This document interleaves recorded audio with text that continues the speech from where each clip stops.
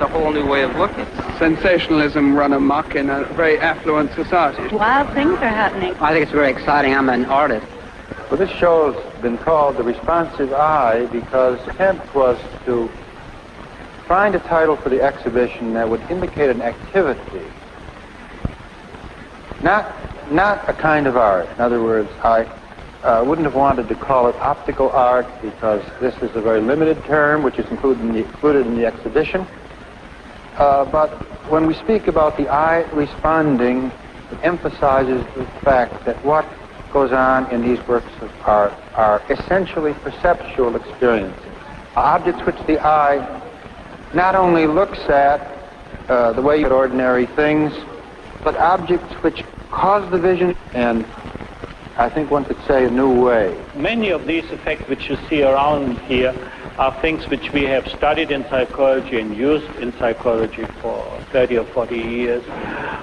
The grouping effects by color which you get if you make a square out of dots of the same color, you see the square. And one sees ephemeral diamonds of varying reds which are not in fact painted, but created by colored dots put in front of the picture surface, so that your eye fuses an entirely new color. Your perceptual experience does not conform with physical fact. All these things appear here as magic, as indeed they are. Although this picture by the American artist Larry Coombs is large, and some of his pictures are even much larger, I think this breaks away from many of the other pictures in the room because this surely could be called an optical.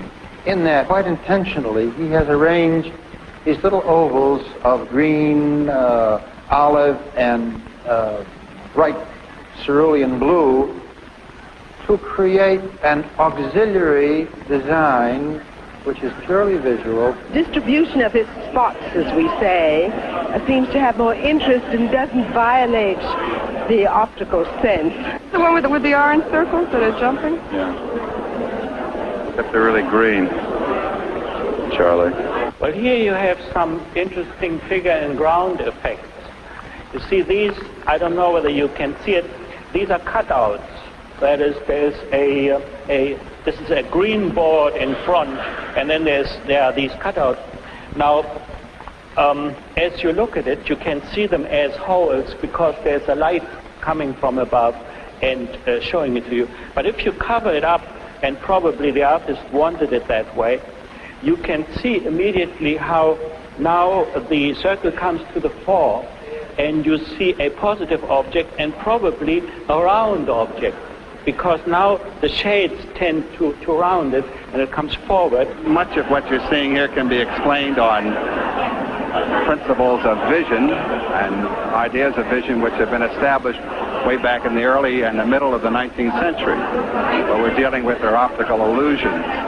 The idea of where a shadow falls on something tells you whether something is indented or whether it actually is concave or convex.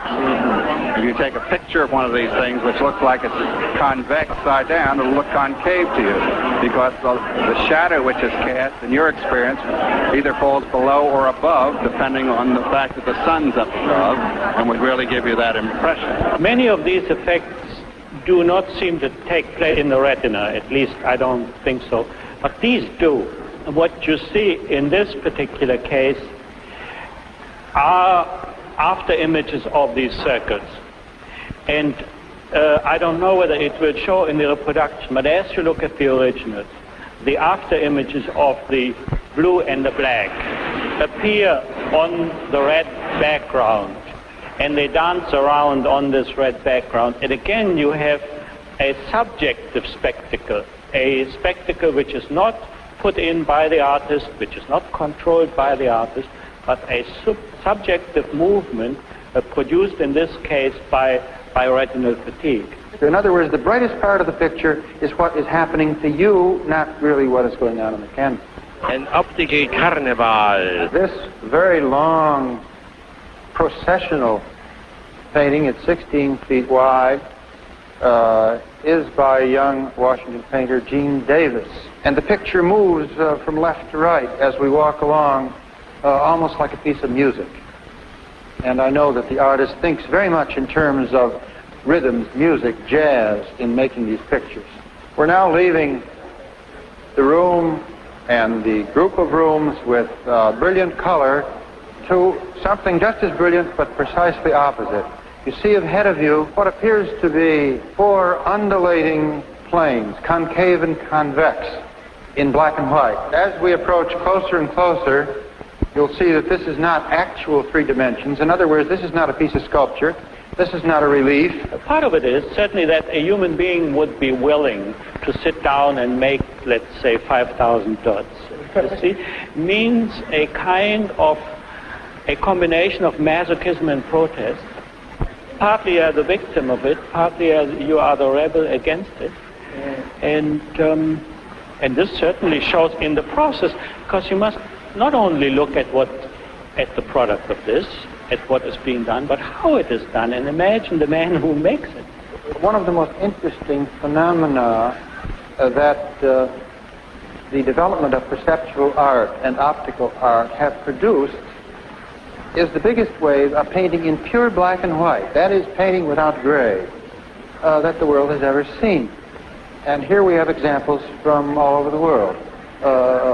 Painting by Geoffrey Steele of England, an American painter, Commodore, dynamic canvas by the English artist Bridget Riley, all of them in austere, simple lines, forms, and shapes in black and white, all of them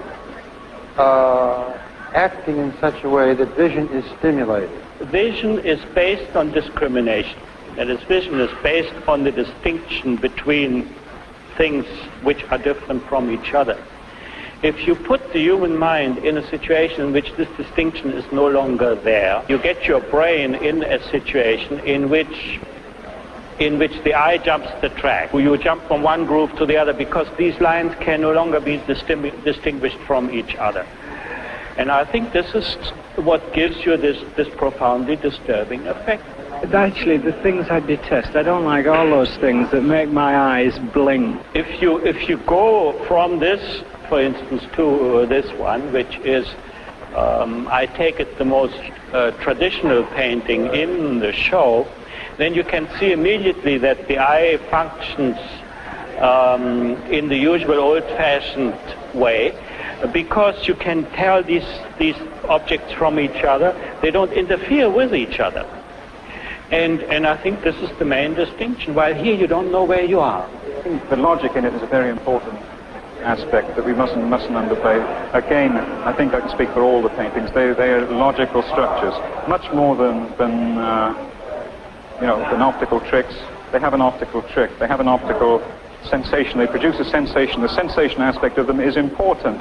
Yes, it's important, but only insofar as it engages the attention. Do you understand? It engages the attention while the other really more important things. And in this way, it's not so different from any other sort of art going back. It's got roots. It's got roots, this kind of art.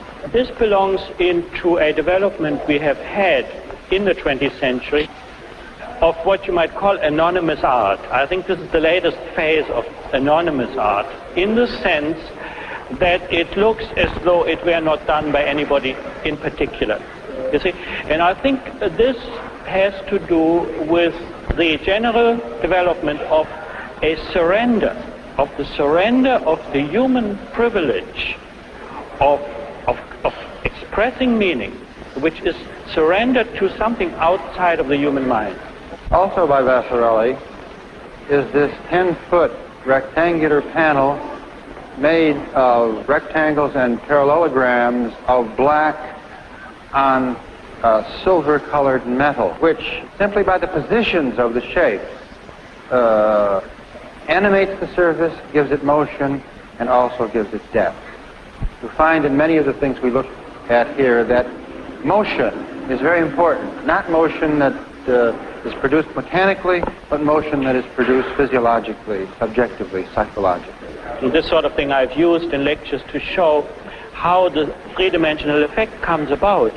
When you have square shapes, they will stay flat in the plane, as you can see it on the side of the painting, and then as soon as you tilt it, you get the three-dimensional effect, you get things coming forward and going backward, and you lose your plane, and it is this spatial twilight, you know, this no man's land of space, which seems to be explored. They're all works which move as we move, because the blacks and the whites are interrupted in various ways. Many of these we call now moire pattern. This is from the French term for watered silk.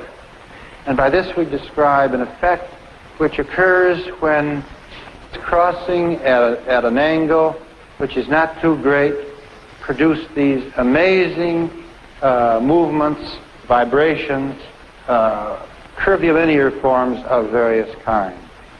I thought you might like to see some of the debris, or the slag heap, as I call it, out of which I work. These are the raw materials. For example, this is a film of black lines, and these are photographs of some of the black lines.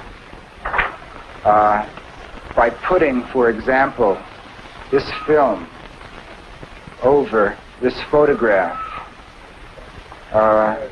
the illusion of movement. So, because this is actual movement, but I'm turning it so that you can see it in the camera. This still is only the raw material so far as I'm concerned, because I only use the moire patterns as a help to delineate the planes and the edges that I'm involved with. Yeah, it's a beautiful work. Makes me feel delighted. Oh yes, it's a perfectly remarkable picture. Nice to look at, and even when I move from different points of view, I see different aspects of the painting. It's constantly changing. In fact, when I look at it now, it sort of looks like the inside of a flower, which I get the very, very stock kind of response, but it's very, very legitimate, you know. And it's just like optical painting of all times. Painting is always related to that in one way or another. I mean, whether it be the Impressionist painters who were concerned with optics, or maybe Raphael, who talked about it from the inside out, but it's always concerned with the same issues, you know, how to make art and how to make people look at things and learn something about their own lives. Well, this is, of course, the famous moire effect. Now that's something. Which the scientists have been using a great deal. It's the sort of thing which you get if you take two regular patterns and you overlap them and you move them against each other. Then you get a new set of shapes, which you can use scientifically for various purposes. Now, the interesting thing, aesthetically, I think, is that here you're getting shapes which are not done by any person. That is, you're relegating, again, the task of producing shape to a mechanical medium. And it is a medium which makes them move, which takes the definiteness away from them. So you get something which you can see why it would be in the modern taste. It is a kind of, it's a mobile outside of space, you know, a purely subjective mobile which has been produced there. And I think as such intriguing.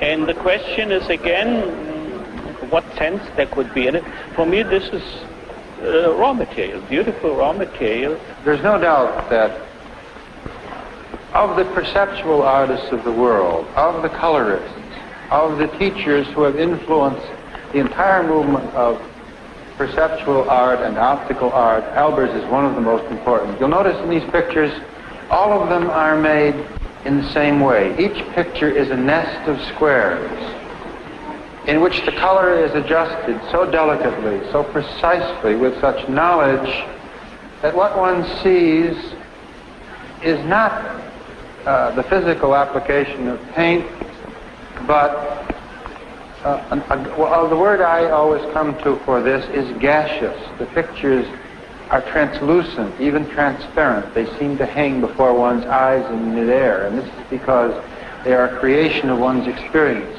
You see, I'm the father, and I'm not supposed to say something bad or good about my babies. I'm kind of surprised to see people like Albers here. I didn't realize they were a powerful influence. His influence, I think, is strongly felt through the show. I know there are artists here who studied with Albers, friends of mine and others, and I think that Albers is a pioneer in this field. I have had to wait 50 years until people finally look to me as if they look with my eyes, you know. Finally, this is accepted. That took 50 years. So that's a nice surprise. Here's some pictures which, just in a tentative way and not as a category, I have called invisible paintings, because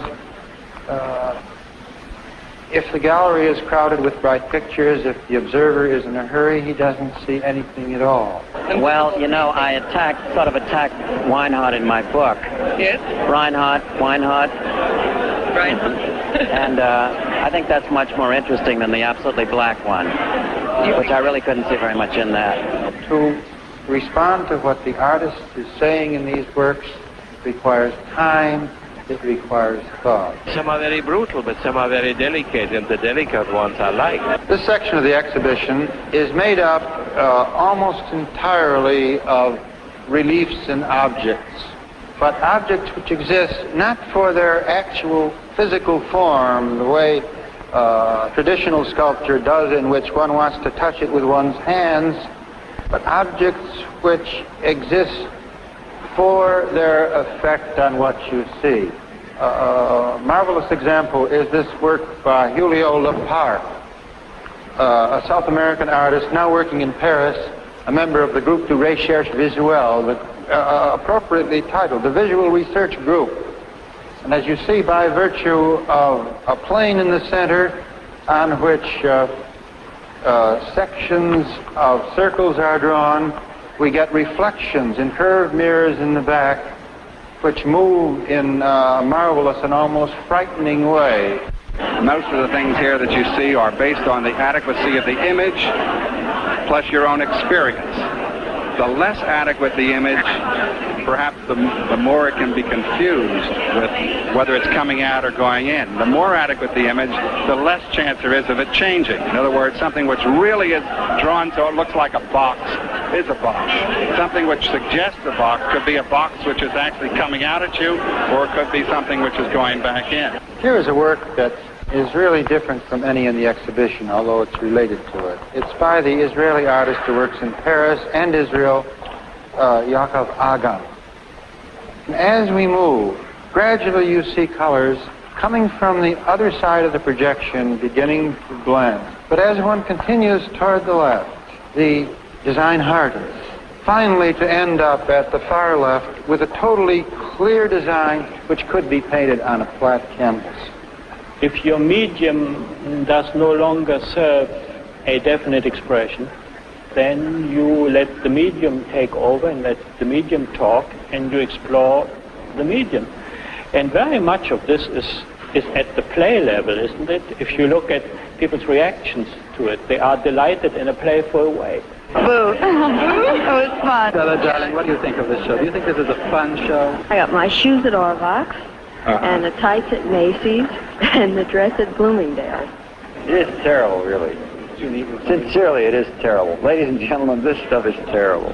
I don't think it's very exciting. I own a few people. I think the English are the best. Of course, it's not because you're here, but because I have a Riley and a Steele. And I think really that all this movement was started by the English. I'd love to buy one for my museum. You'd like to buy one But for they your said there are museum? none for sale here. No, I don't call it op art. I think it's perfectly ridiculous. I bought a Bridget Riley long before it was op art, as I did. That was an invention by American journalists. I see. And I hope the British haven't picked it up, but no doubt they unfortunately will. We picked up pop art from you know. And I think both terms are reprehensible and unfortunate. I think it's a very interesting experiment. I don't think it's art. I think the show is delightful, but let's not call it op art. I think we in the museum have picked the right title. The responsive it's eye. The responsive eye, and you let it go with that. But how can you include Albers and a Foister? For instance, a Foister depends on your moving your head like this. And Albers you can soak yourself in as you can in a Rothko, which has nothing to do with the responsive eye. On the other hand, it's nice to make different slices through art and to show them. That's fine. But just leave them out of architecture. Fine. I'm in the fashion field, and last fall it suddenly occurred to me that the idea of the optical illusions where, on a flat surface and still objects, you still are able to create the feeling of movement, that it might be a good idea to experiment and see if I couldn't make some print fabrics out of it. And so I took 4 paintings which I owned, one this Bridget Riley, one an Aniszkiewicz, a Vasarely, and a Stanjak, and I had print fabrics made out of them, not exactly as the paintings were done, because they had to be ordered in accordance with how a fabric has to be cut and worked. And as I turned to this painting, for example, this line, which is the greatest amount of optical illusion in this Bridget Riley, it turned the other way on the dress so that it is a descend to one side of the dress. Of course, the styles, due to the excitement in the fabric itself, all had to be basically very simple. But I did even manage to create 2 that were evening dresses. One from an Aniszkiewicz painting in red chiffon, and one in a linen-y fabric from a Vasarely with a pleated skirt that when you walk, it's just dazzling. It didn't just come up out of the ground. It came out of such dedicated men as Rorschach and Kenneth Nolan. I find I'm a little dizzy, and my eyes feel very stimulated after looking at it. It's a lot of paintings you look at and you think, well, what's the form, what's the structure? And in this, it just affects you immediately. You don't even have to think about it. Some of them, but some of them I wouldn't dare have in my house. Hang it in my home? Yes, I would. You mean the whole show? Well, I'm enjoying it. I just wonder how long it's going to stay around. I think it's excellent, in spite of the fact that I'm very conservative. I think it's marvelous. Oh, it's marvelous. This is just a racket, as you say in American language. Believe me, it is nothing. But I've been dazzled by what I've seen already. This is a factory of brainwashing, where they wash the brain. I wish it was more quieter, you know, and wouldn't upset my stomach so much. Right. But I think that the problems they're involved in are at least plastic enough to be considered here. Yeah, I think it's a very stimulating exhibition. I hope to come back tomorrow and really see the exhibition. Yeah, as much work as there is here tonight, it's really too much to take in at one time. There are lots of possibilities for many new directions. As a human being, I think is a rather brilliant concoction. We had the construction without the impulse in the school of Mondrian, and we had the impulse without the construction in the abstract expressionism. And here you have both of them together, but both of them surrendered. That is, neither the construction nor the impulse comes from the artist. Construction is done by the geometry, and the impulse is done by the physiology, and this is what you get. I didn't know what to expect. It's really doing something to my mind. I don't understand it. I think they're very, very intriguing. Well, it's all technique. Oh, it's lovely. I'm delighted to see such marvelous coloring of art. It's almost hypnotic. I think this sort of painting has content in precisely the same way that music has content. It looks like phonograph records. There are no great hidden meanings. Confuses me. It's very interesting. All these seem to be moving. I don't know. It's a kind of a thing a madman might put on a cell wall in order to drive somebody crazy. I guess that's an emotional response. I just get angry. I have a lot to say, but I won't say it. It's just a little bewildering and upsetting, and I prefer not to look at it after a while. I want them to move. This sort of thing right here, I don't much care for. I don't get anything from it at all. This is what art's come to. It's stunningly decorative. It wouldn't make good linoleum. I'd say they're all more or less mathematical, aren't they? They've got a mathematical implications. Oh, I think it's very nice. It's interesting. It's very clean. Brilliant. It's fun, you know. I'm speechless.